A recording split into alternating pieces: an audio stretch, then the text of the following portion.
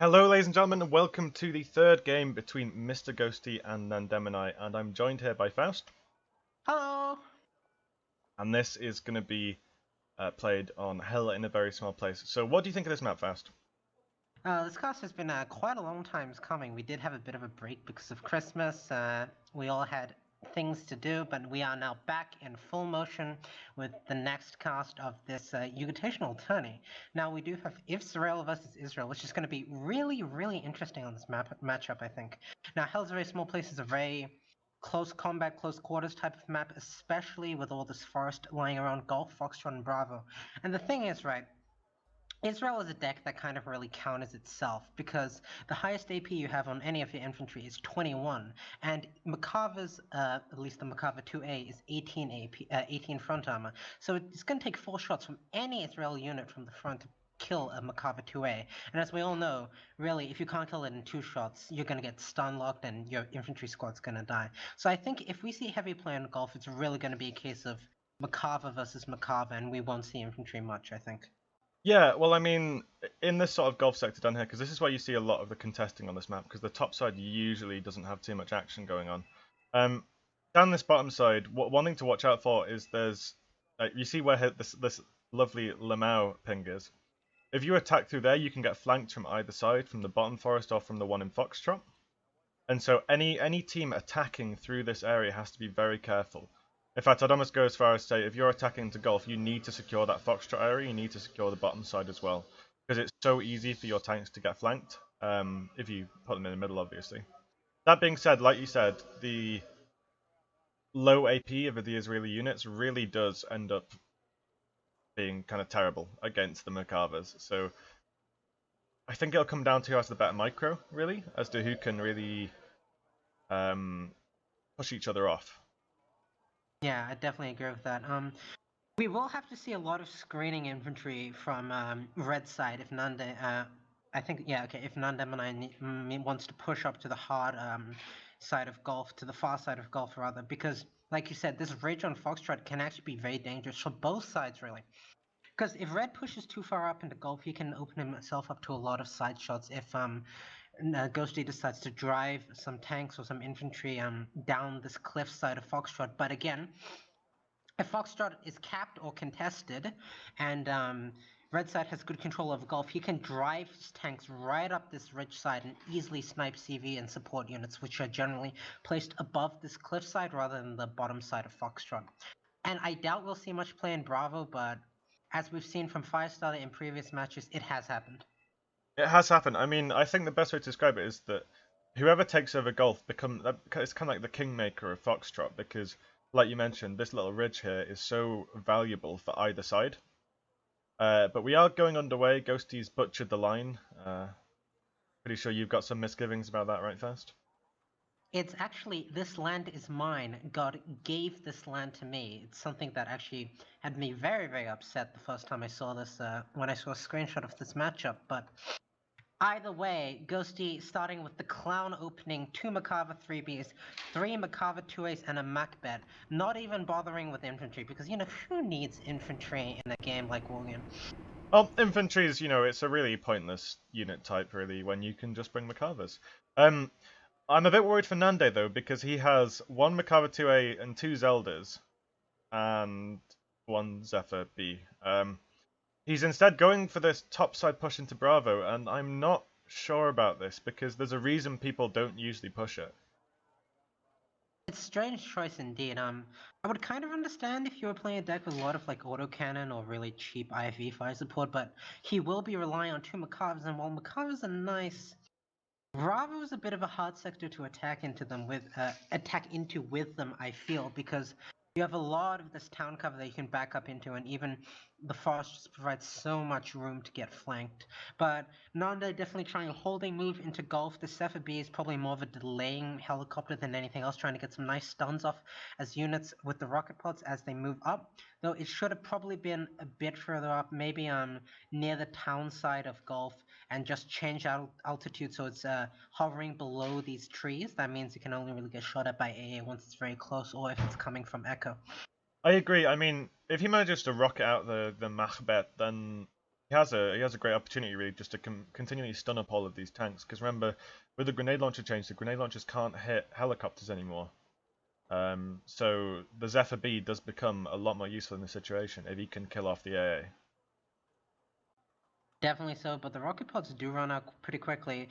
Though, that said, now that Macavers can't actually fire on helos with the grenade launcher anymore, that was a change made in a recent patch, it may actually open up a lot more opportunity for the Zephyr to get work done. Even just spotting these 3Bs would be a massive boon, because then they'd be forced back in case an ATGM plane came in.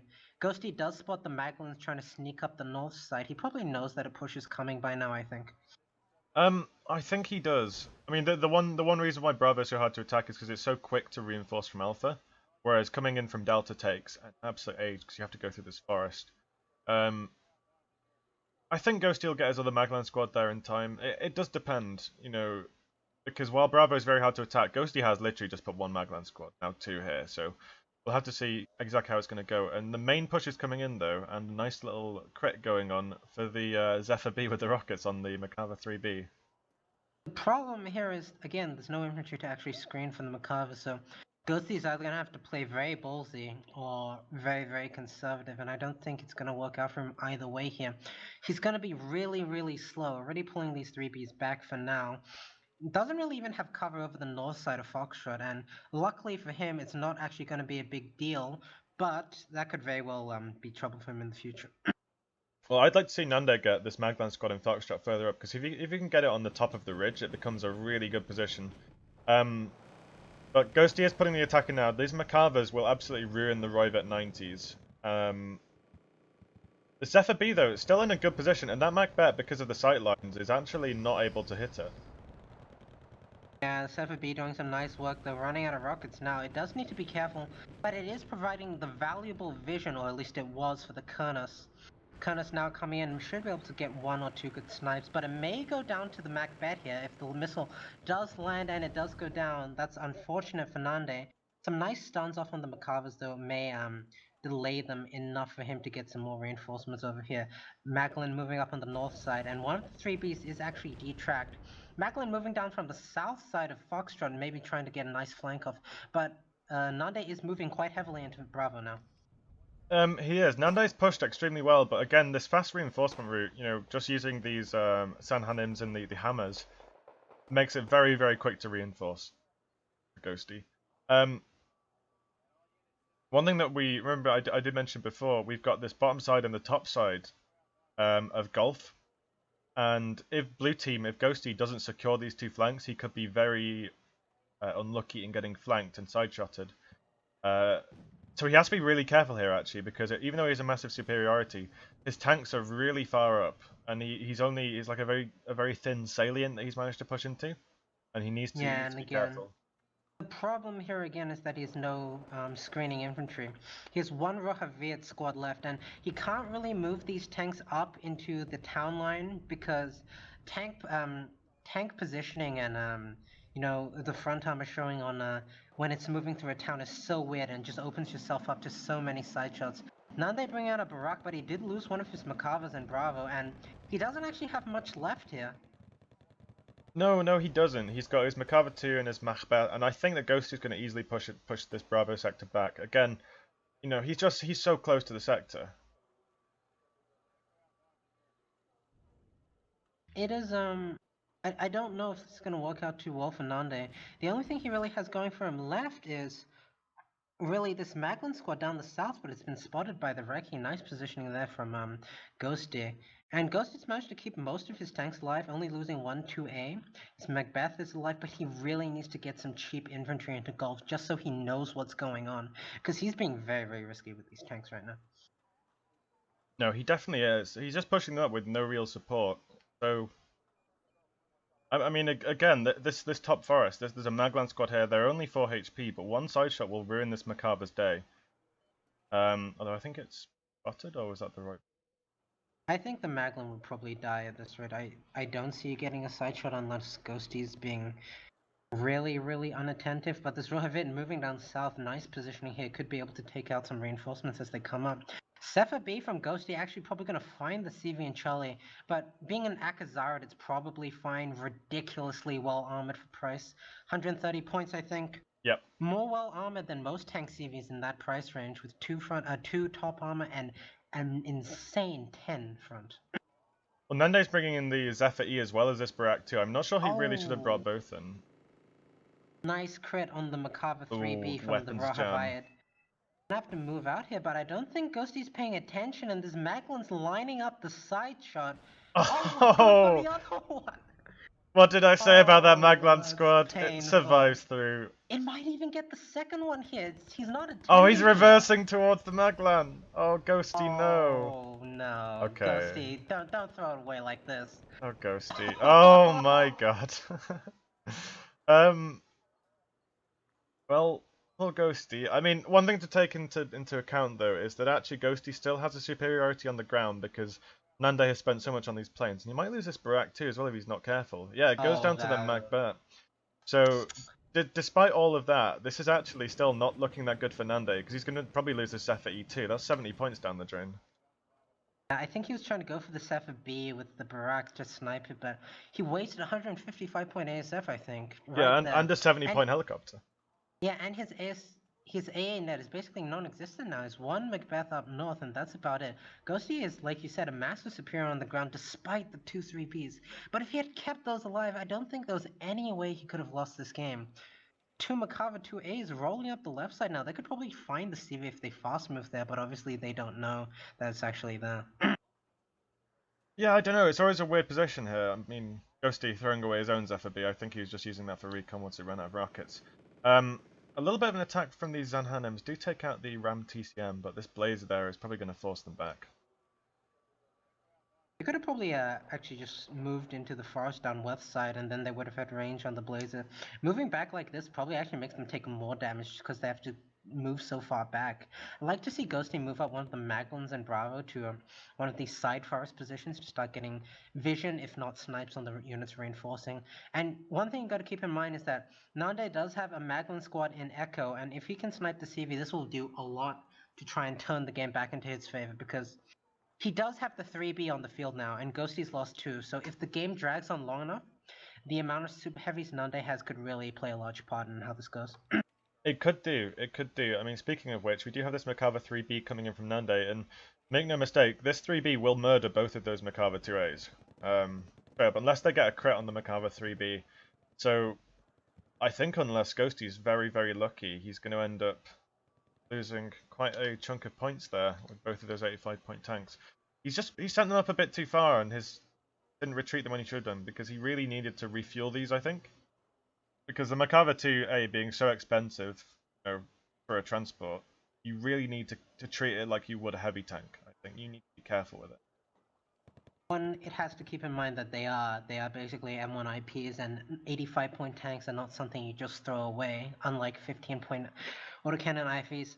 He's trying his best here, moving them down the south position, seeing if the Macabre 3B will get a bit too cocky, because I think if it takes 2 shots at point blank, the Macabre will manage to actually kill it from that kind of range, but actually, one of his Macabres only has 1 ammo round left, so even then, he probably wouldn't have enough, and now with the Rohavid tanking the last shot, this 3B will clean up fairly easily. It'll clean up and have a look in Echo as well. This Maglan squad has snuck through the net and it's going to take out the CV. What a nice set of kills there for Nande because he gets the CV and both of the Macabre 2As. Really, really nice. Though not as hurtful to Ghostie as it might have been. He already has a CV called out. Probably was going for Foxtrot. Now he's going to bring it up to Echo. Ghostie actually been quite heavy on the CV buys. He really wants to bank that early advantage, but Nande's getting a lot of units on the field, and he honestly doesn't have that much left or that much being called in to reinforce. So I think he might have been a bit too cocky here, honestly. Well, the thing to note is that these Maglans in the Gulf Town are all well and good, but the problem with them is they only have 21 AP, and against something like the Macabre 3B, obviously the 2A as well, but the 3B has 21 front armor. It's only going to do 1 damage, I'm pretty sure. For every hit. So it could literally sit there and just take all the shots while grenade launching them down. Nande is a Macabre 2A on the north side of his spawn with no fuel left. I think he's trying to go back to the farm. The lone Rio coming in to save the day. Oh, look at I the little think Rio. that must have been pulled from the north side, I would imagine. This, Macbeth, I this think, is Rio's a also hero pulled though. from the north side. Yeah, this Rio really is a hero. I like to see that Nande is using some more screening infantry, unlike Ghostie, pulling in these Zeldas that have Rohivits. You really need infantry to screen for your expensive units, and with Israel, you have two units. You have the Makava and you have the Maglin, and both of them are hardly cheap. So you really need these Zeldas with some sort of cheap infantry to just keep your ground covered. And Ghostie buying another CV. This is a really bad decision. I think Ghostie needs to bring in another tank. You know, I would personally say he should save up for his final 3B maybe. Send that down to Golf. I mean, one thing about the Zelda as well is the Zelda is, I think most people would agree, the best 5-point vehicle in the entire game. I think. 3 machine guns for 5 points. It's pretty much unbeatable, I'd say. The For the Zelda is price. absolutely insane at stun locking infantry. We were focusing on a bit of different action back then, but I did notice a few minutes ago, down in Gulf, a Maglin 1v1ing Zelda at point blank. The Maglin misses its first shot and then instantly gets stun locked and goes from 7 HP to death by one Zelda, and that was really painful to watch. Well, that's the thing, and that's one of the strengths that Israel has. Is their well, I think the thing about Israel is they have a lot of individual units. Like you might think, oh, what their fire support is a bit strange. You know, they've got the Makava 2A. They've got the Sherman, which not many people use. But a lot of people forget about the Zelda because you don't. A lot of people don't really think of like a 5-point transport as like a proper fire support unit. But when you have 3 machine guns, this thing is ridiculous. Definitely so, especially when one of the machine guns is a Browning, which by itself is a bit of a beast. Uh, One thing we have to note though is that Ghosty is a bit overinvested up in Bravo now. Now it's understandable considering he didn't really know how much Nande would invest or reinforce into there, so he just had to keep buying until he made sure this was secure. But now he has 4 Zahananim there, 2 squads of Maglans, and it's just a bit much considering the massive push Nande is building towards the south. And I do think this is the correct call from Nande. Without getting into Golf, there's no way he can really get back into this game. Bravo is over-secured, he must know that, or at least he has a good idea. Since he attacked it in the early game, he knows that Ghosty is probably going to be fairly heavily defending it from now on. And without getting into Golf, he can't really push into Foxtrot securely, so he needs to get into Golf. He needs to at least contest it. Oh, this Shea 13 squad does take out one of the Blazers, but unfortunately, all that does is trade points for points there. I mean, I don't see any way of Ghosty defending this bottom side from all these tanks unless he gets some really nice kills with an anti-tank plane, really. 3 Makava 2As, a Macbeth, a 3B, a bunch of Rohavet. Like, again, the Rohavet are what's making this push. They're tanking the Maglins, they're revealing the Maglins, they're screening for the tanks so they don't get side shot. And even now, Ghosty's kind of scrambling to reinforce here, but I think it's honestly too late. And he's, again, buying the wrong units. He's buying, grenade launchers and some 20 AP infantry. I think he really needs a 3B. I think he does as well. I mean, just look at this Makava just rolling up, killing the Maglan squad really easily with a bit of help from the Magak even, and the Blazer. And there really isn't anything that Ghosty has. He has no tanks in this bottom side. And, you know, we were talking about the importance of screening infantry, but you can't forget, you can't just have screening infantry if you have no tanks. It doesn't help. There's actually 2 Zeldas snuck into Alpha, do go down to the Zephyr B, but I'm wondering if maybe the Zeldas didn't force the Zephyr B buy, which is just going to set Ghosty back even more. It's a 55-point investment he could have saved for a tank. And Here we go, he he's does bring calling the out the 3B. 3B now. He's definitely going to need this if he's going to have any hope of defending this sector. But if Nandi's quick enough, he's going to clear it out before he even has the chance to get the 3B there. It's really all going to be down to this engagement. Yeah, it definitely is. Getting back into the game. He's Alright. already behind in destruction points. He's already behind quite heavily in conquest points. Ghosty has secured half of Foxtrot at least, so he knows he's going to be behind a lot. Nande is countercapping Golf now, but he's still at a -1 tick. He really needs to just go for this. He can't give Ghosty a chance to reinforce. I think he needs to. He's kept these Makava stopped here. I think he needs to go. Because at the end of the day, you know, it doesn't matter how careful you are. You might say there's 23 minutes left on the push, but if he's too slow and Ghosty can keep contesting and Golf, then Ghosty will still win. One thing I do like to see is that Nande is making use of this bottom side of Foxtrot, the top side of Golf, because that's really what destroyed Ghostie in the initial push, was those that one Magnan squad from that area. But still, I'd really like, yeah, I'd love to see Nande just push up now, because he doesn't know there's nothing there, but it's better to push now and find out than not push at all and give Ghostie the chance to reinforce, which is what's Again, he has the what's going to screening happen. infantry. He can also just push up one of the 2As to see what's there and then go in with the rest. I'm a bit worried that he's giving Ghostie's 3B a bit too much time to get into this sector, because even though Nande still has a massive tank advantage, one 3B can clear out a lot of medium tanks with a proper micro, and you can't really dive it too closely with your own 3B unless you want to risk an ATGM plane, because already with this push, he's getting closer and closer to Ghostie's air spawn, and he might not really have the chance to react. He only has one Macbeth that's very, very far into Golf. He does. There's also another Macabre 2A coming in. Actually, two Macabre 2As coming in from Alpha. They're going to reinforce the Golf sector if Ghostie can keep it long enough. I think if Ghostie can get into this top forest just below the Foxtrot cliff, that's really his opportunity to defend the sector. I'd like to see a mortar come out from Ghostie just so he can make a bit more use of the open space between Golf. The forest up north is okay, but can be very easily go into one of those situations where you kind of just bottlenecked into one tiny zone and then you're just forced out by like an overwhelming amount of fire. As one Maglan squad will it's definitely going to be very, very important for Ghostie's defense, but he has to be careful because Maglans, again, while good, they reveal themselves when firing very, very early because the spike's weapon noise is much, much louder than most ATGM squads. And Maglan 1v1 against a Macabre front armor, Not a 3 chance. damage, not a chance.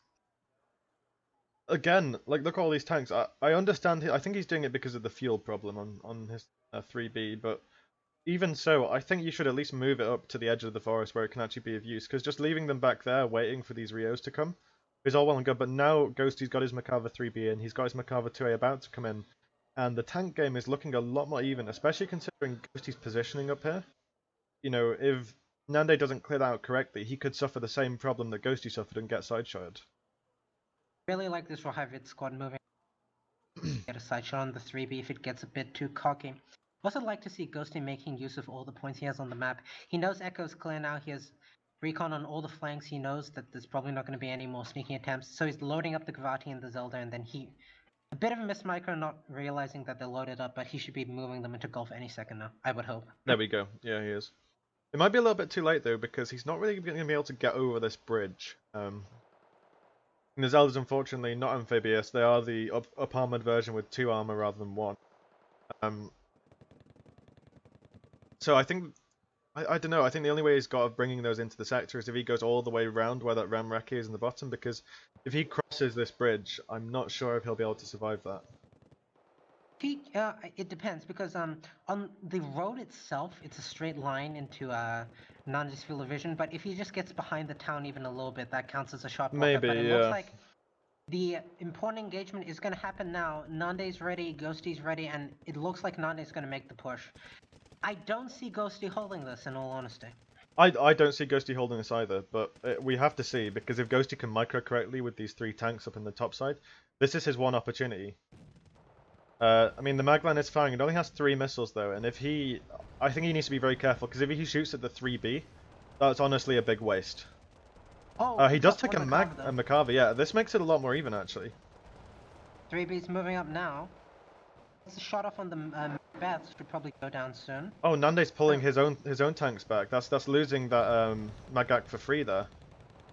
The 3B does take damage though. He does get hit in return. Oh, the Maglan. Killed by the Maglan. Now this is gonna be terrible for Ghostie. He only has a 2A left. This 3B is gonna destroy everything in that forest. Oh no, he's going straight past. He's gonna show side armor if he's not careful. Maglan's off though. Is Ghostie trying to bait this out? They're showing side armor now. I think he thinks the Maglan's out of ammo because he's just going for this. Oh, the Kurnas is coming in. Oh, the 3B goes down. Oh. And the 2A as well. 2A's dead. And suddenly this push has been annihilated. There's nothing less from Nande. And there's 2 2As from Ghosties left. There's nothing to really challenge this anymore. There's nothing at all. I mean, this one Macabre 2A has to work some miracles for Nande. The Maglan squad's still firing, but I mean, I'm not sure why Ghostie turned the missiles off on the Maglan. I mean, well, let me rephrase. I'm not sure why he didn't turn them back on, but this could be a side shot as well. And it is. The Merkava 2A goes down. That looked like it was gonna be game over for Ghostie, honestly, despite the fact that he had so much CV control, despite the fact that he had such a great opener. I honestly thought Ghostie was done, because if that push had worked for Nande, Ghostie would have been completely out of golf, and he would be out of Foxtrot too, because like again, this ridge side, as long as you can move tanks up this ridge, Foxtrot is undefendable. So this win for Ghostie keeps him in the game, and Nande, I don't really know where he goes from here. Does he try to push again? What does he do? I'm not sure, honestly. I think Nande was just his inaction cost him this. Well, not the game, perhaps. Obviously, there's still time, but you know, definitely this should have been Nande sector, and I think by being a bit slow to act in the sector with his push, he's given Ghostie the time. He had a bit of a miss micro, I suppose, with some of his tanks. He did get the 3B, so I suppose there's a bit of a small saving grace there, but Ghostie's the one with all the power now, and he has to use it. He has to use it to retake golf. Yeah, Ghostie himself is honestly being a bit indecisive right now, not really making full use of his advantage and actually pushing, though he is actually moving up the Sahanenim now. Again, he needs to be careful of this north side of Foxtrot since it is controlled by Nande. I'd really like to see some squad of infantry just parked on the north side of the forest and just sit there. One of the Maglans is probably... Oh no, he was going for the Macabre. Kind doesn't kill anything. But Nande actually making the push for Foxtrot now, and there's nothing to contest this. These Maglans are going to force this Akazarat out for sure. Well, I think in this situation, Ghostie might have to send his Macavers up this north pass just to try and hold off the Foxtrot push. But either way, he has to do something. He can't just leave them here. He can't just leave those Macavers there. Even getting side, but the Safa B should really take care of these Shahayat, no problem. Honestly, if these Macavers moved up the North Ridge, they would clean out the Maglans easily. Again, front armor Maglans can't do anything to Macavers. If he gets a good split with these bombs, although I think he's just going for the one squad. He doesn't see the second Maglan, so you would imagine so. I don't know. Ghostie is... He's winning, but his winning position is very tenuous. Despite the fact that Nande lost that push, he still has a very good position in golf. He has almost full control over Foxtrot right now. I think that push into Bravo was honestly a mistake. If he invested those points into golf or even Foxtrot, he could have moved up the cliff and then moved down the south side of Foxtrot and maybe gotten something done there. But Ghostie might actually be able to defend his CV here. The Maglan is out of ammo and going down to the Tehran Blazer. Yeah, I still think Ghostie suffered from the same problem Nande just did. He's had these two Macava 2As, and he's finally making a bit of use of them, but I think he's just... I don't know whether he's concentrating on something else, but I think you need to try and make use of those vehicles when you can. Position is so tenuous for both players right now. The Akazarat is basically undefended. Oh, but the Macabre gets side shot by the Blazer. That's so important for Ghostie right there. Just side shot it. That's it. If he didn't side shot, the Macabre would have taken out the Akazarat for sure, and that would have given Nande a bit more a window of time to play with. Because Nande, he still needs to push one of these sectors out just to get parity. He really needs to realistically own both Foxtrot and Golf, and he needs to do it, I think, within the next 6-7 minutes because of the point tick. He does. 225 points to 21 points. That is a big lead for 14 minutes left, especially considering that if Nande wins Golf, he'll only get a +1.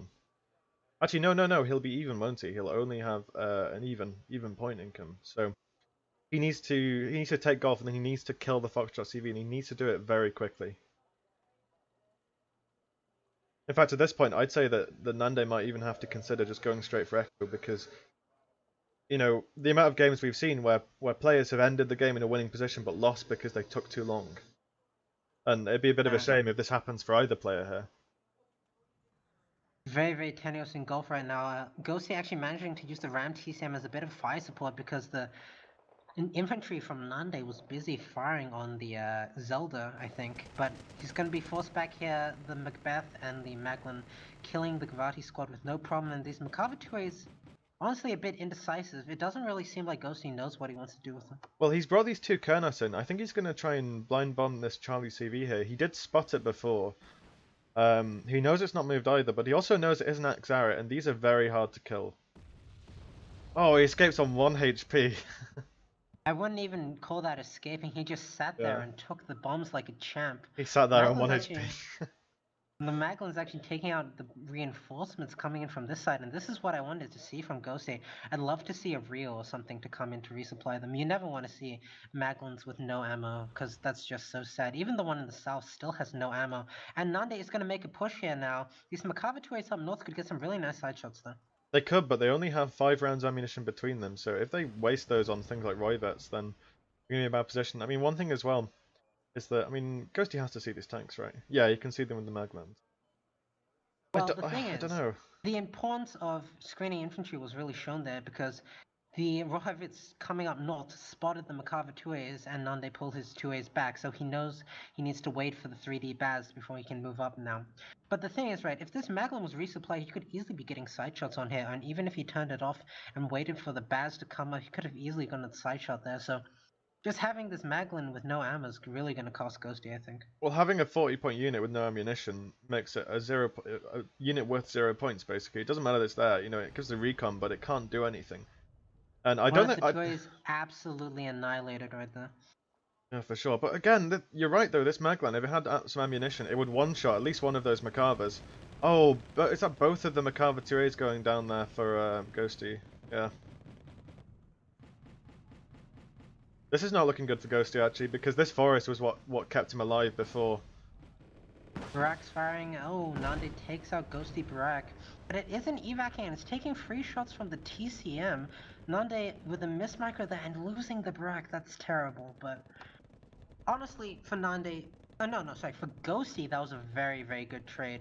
But it didn't need to be a trade. But I think honestly, even if his Barak didn't, even if Nande's Barak didn't die, that was probably still worth it because now he's cleared the air for his Kernuses, and this will at least delay the push.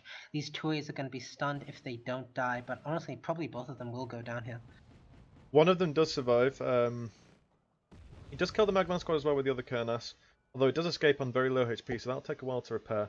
I mean, Ghostie is bringing in a Baz, but one thing he does have to remember, he only has this TCM for AA. I don't think he has any ASFs in the air either, because he lost his own Barak too. So Yeah. he has to be very careful, because Nande hasn't really shown any anti-tank planes, I don't think. He hasn't, but oh, nice little move here from Ghostie, hiding his CV behind the town, so the Makavature needs to go the long way around to get vision. He's gonna have to juke a little bit here to keep the CV alive, though. Now he just has to go for this. He's attack moving his Makava, he's attack moving his Macbeth. He can't wait for the screening infantry to go up because that's just gonna take too much time. But this is gonna give plenty of vision for Ghostie's planes, and this Nashir should snipe Nande's only AA piece.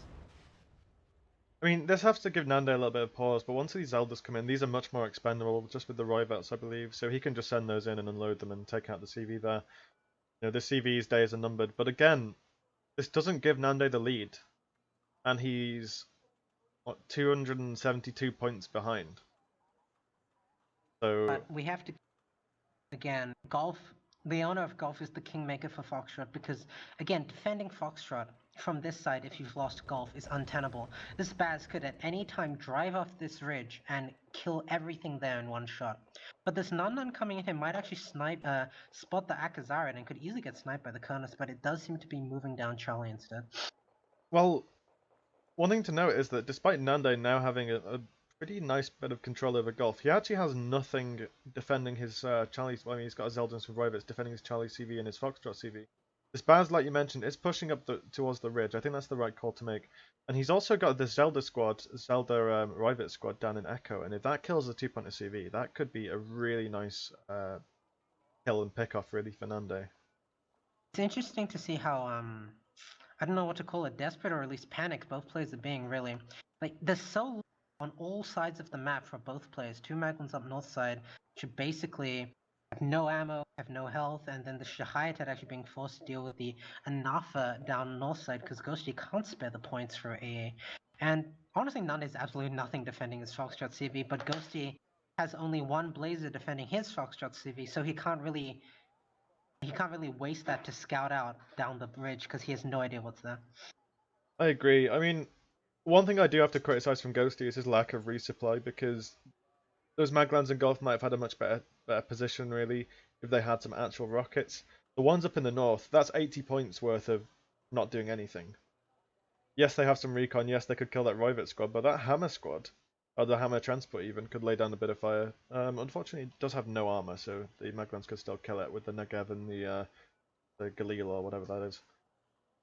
Again, both yeah. plays so spread out, and Nande is doing the right thing here. He's pushing his tanks up Foxtrot, but I'd really like to see more from him right now, because you got to keep in mind, Ghostie has 2 Kernesses, which means against the Baz, that's a 1-tap, and if Nande loses the Baz, he's out of this game for sure. I think so as well, but in the same vein, if Ghostie loses his Baz, Nande might just be able to drive it home. Literally just fast move down the road if he's careful enough about it. Literally drive it home. Mm-hmm. Is Turan going down, and these tanks are definitely going to force off the Akazaret here. No way this is defendable. Ghostie doesn't really have much coming in, and the Rohavit actually coming into Echo might be able to kill the CV if Nande is careful enough and doesn't trip the Shahayatet squad.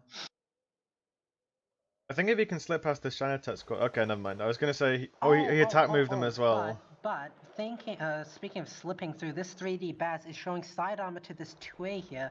Nande, if he's paying attention, he could easily get a side shot there and end the game right here. He sees it as well. He sees it, but he's not gone for it. I mean, this 3D Baz... Baz... What's this 2A doing? I'm not sure. If Ghostie drives off this cliff, he's also dead, because the 3D Baz and the 2A, and 2 2As even at close range. Honestly, I think Nande could probably just drive down and kill it.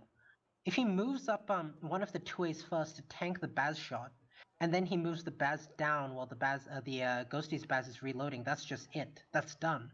Well, he has 6.5 minutes, and he has a massive points lead to catch up on, and he needs to do that. He needs to push. He can't just sit back with these tanks and wait for Ghostie to push Foxtrot. You need to take out that Baz. You need to take Echo. That's the only way he's going to win this game. Are they actually calling it a Hawk? Interesting choice. I wouldn't really agree with calling it such an immobile unit with so little time left and with things being so hectic. Maybe another Macbeth or maybe even an ASF would be nice at this point. The 2 Kernesses coming in. Nande needs to make sure his Baz isn't spotted, but it looks like they were trying to go for the CV since it was spotted by something. But the Akazaret should be able to dodge in time unless Ghostie does some nice predictions with the Kernes, but it doesn't look like it's going to happen. It doesn't in Escape, still on 1 HP. I mean, I'm not entirely sure what I think about that, because on the one hand, I can see why Ghostie did that, because if you kill that CV, then you basically win the game, because like Nande is going to have to wait for the points to bring in another CV, 100 points, and Ghostie's going to be on a +1 all that time. And obviously, the more time Ghostie's on a +1, the less time Nande has to actually catch up, and it's getting tenuously close to the end of the game right now. But again, I don't understand why this Baz is here from Ghostie and why Nande hasn't just ended its life. He knows it's there. He could even, at this point, he could attack move the Rohavid down the ridge, take the shot, and then just swarm it with his Maccabees. He loses another Macbeth down south. And Nanda actually has a second, or at least maybe even a third, I don't know. But he has another 3B down south as well. So he has a massive amount of super heavies. Ghostie calling his second 3D Baz here, but Nande finally taking my advice. He does tank the Baz shot, and this Baz is done. It's very done. The Magna does come in. He's going to take out... Oh no, doesn't manage to kill off the tank. This Macabre 3D is still alive 1 HP. Okay, never mind. It's not alive anymore. This Magna squad very damaged. This Baz, though, is coming in, and the Nande's Baz is damaged. Oh, side shot! Oh... This could be the end of the Baz. Nande needs to pull this back. Nande needs to pull this back. Oh, right he didn't now, notice. He didn't notice. Oh, that's really unfortunate. Suddenly, Ghostie has the super heavy parity, but this 2A down south could still get the side shot. Even the 3B, if he just baits this right, he needs to pull this Macabre back now. He needs to. Ghostie needs. He has to know that the only. Oh, the optical failure. Okay, fast move. Fast move into the 3D. Yeah, fast move into the 3D. Even the 3B is still moving up for some reason, but there's no way this Baz survives here unless the Kernesses from Ghostie come out immediately. But no, it's gonna go down for sure. Oh, that's painful for Ghostie. And he has nothing left. He has These to kids fast move could into drive Echo. into Echo. He must be. That's the only course of action left with 3 minutes on the clock. The thing But is, I don't though, know. I'm still not sure. I'm still not sure if that would actually be enough. Shahayatet gets a... Oh, the Oh! side shot! You Oh. for real? The fast move cost that for Nande. If they were on attack move, if they would have showed front armor, they would have stunned the Shahayatet. This... Oh. This Macabre has no ammo left. He's on +3. I don't know if that's enough time. If this This Ram's Macabre gonna be 2A fast doesn't move into die to the Echo. Givati, like the Givati, what, 17 AP? It's showing to be able to wipe it out with the... And the AGS, but this Oh, should the be a side shot shot. again! Oh, Nande! He could have won this game. He could have won this game. If he'd attacked moved a little bit further down, he would have maybe drawn. I'm not sure about one, but... Sepha Beast Oh. they really, if they can get the sniper from the Hapak, but driving Cobras into infantry does not give you good results, and I'm afraid Nande might be out of this one. I think he is. Now this was a match that was really decided by side shots, I think. Well, just take the advice. Just side shot them. You're having trouble with Israeli tanks. Just side shot them. This is actually really sad, actually, because you know it's like we said earlier. This is a position where this is Nande's winning position, but unfortunately he just did it too late. He took far too much time, and unless he can kill all 3 CVs in the next 2 minutes, which I highly doubt, this game is for sure over. Unfortunately, in He really Ghostie's just needs favor. to. What was that? Sorry, fast. I think you cut out. He really needs to move these Cobras into Echo and then just snipe them with the Ram once they spot the CV. But Ram's actually going for the Macabres here, but that's not really going to get him much. I think he's going for Alpha Spawn, but there's a Macbeth here and it's just going to wipe the Cobras. The Macabre's not even dying.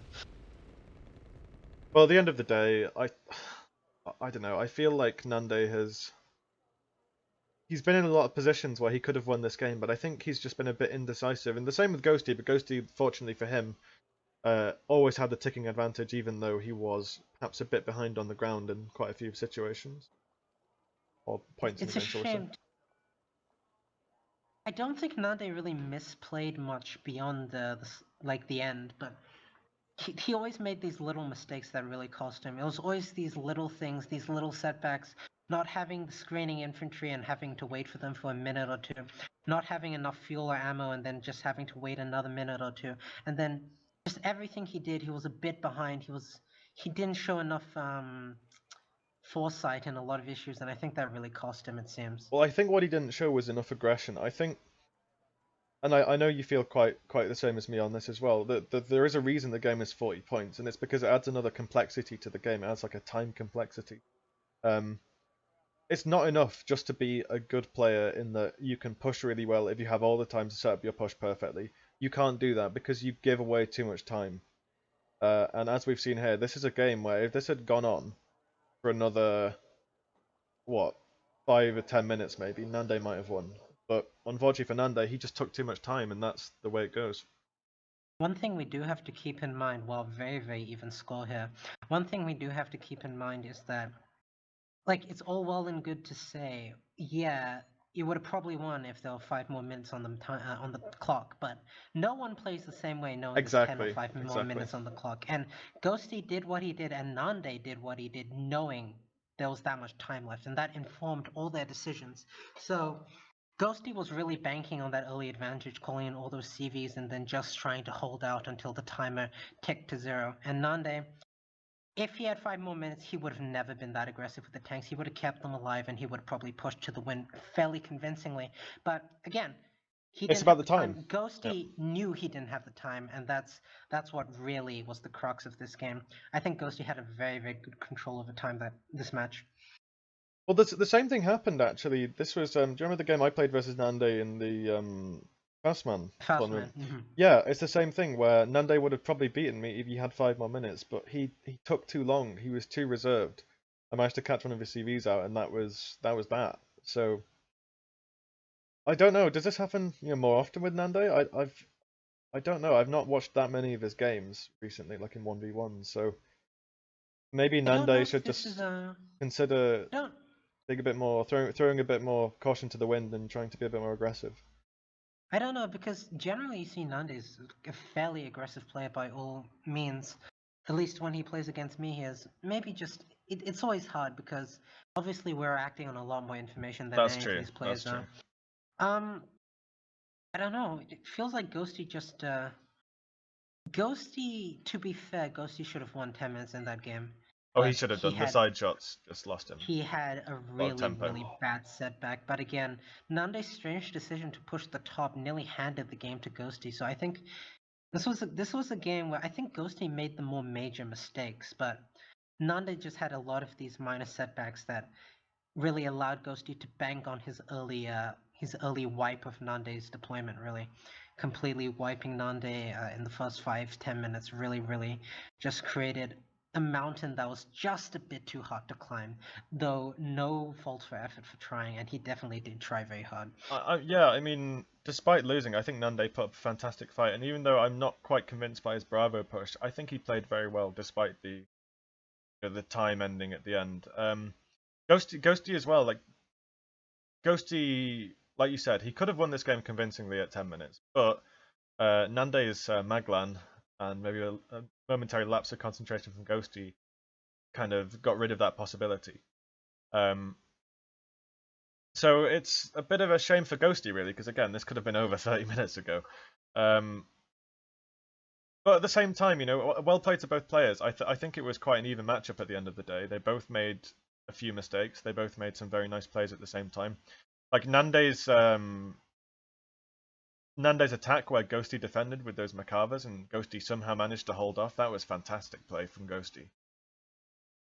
Yeah, definitely so. I honestly thought Ghostie might have lost during that push. It really looked like it was going to end that way, especially with strange decision to really just invest so heavily into series while being so light on all his sectors. I agree completely. I don't know. I mean, maybe Ghostie thought he was more ahead than he actually was. Because again, when you're watching the game like we are from a replay, it's a lot easier to, criticize people. Whereas, I mean, we've both done it in the past where you think, oh, I kill a lot of stuff, I can invest in a CV. When it turns out actually you didn't kill as much as you thought you did, and then this massive That's push comes definitely in. true.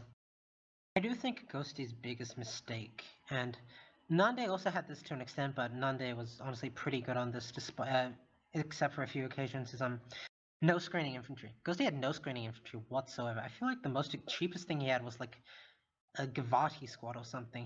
He didn't have any cheap infantry, cheap line infantry, and a 5-point transport that he could just spread out to make sure his tanks were safe. Because if he had like a four stack of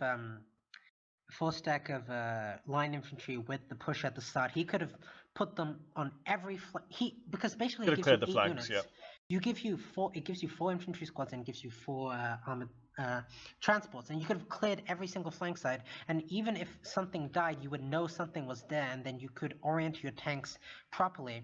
And honestly, it did slow down Ghostie a lot in his initial push because he had to be so careful because he had no screening infantry, and that would have allowed him to be a lot safer, a lot more aggressive, and would probably prevented at least one of those 3Bs from dying. I think if I were Ghostie, if I were to play this game again, I would tell him to replace one of those Macava 2As with a 4 stack of Roivit 90s in Zeldas. That's what I would advise for Ghostie. Or maybe even just let a few less units in Axaret, something like that. Just something to screen, like you mentioned. Now, obviously, Ghostie actually, given that he didn't have much screen infantry, he just had the Roivits from the Macava 2As. He did do a good job. I'll hand it to him until the Maglan showed up. Basically, he did a very good job. But then again, I'd say that might be a bit to do with Nande not actually putting anything really into golf. So I do feel I like don't know. Ghostie did kind of luck out with Nande's deployment, but I think we've said enough about this match. Definitely very well played from both sides, really. I'm sure Val would agree. Yeah, for sure. Obviously, a bit sorry we've been a bit late with this one because of Christmas, but we're going to be back with you next time on Faust channel, and I think we're doing Greyhound versus Stauffenberg. Indeed, we are. Greyhound versus Stauffenberg, two fairly strong players, actually on the same 2v2 team. So it'd be kind of interesting to see if there's any metagame going on there between two people who know each other very, very well. But I think that's it for this time, and Merry Christmas. Yep, Merry Christmas and Happy New Year.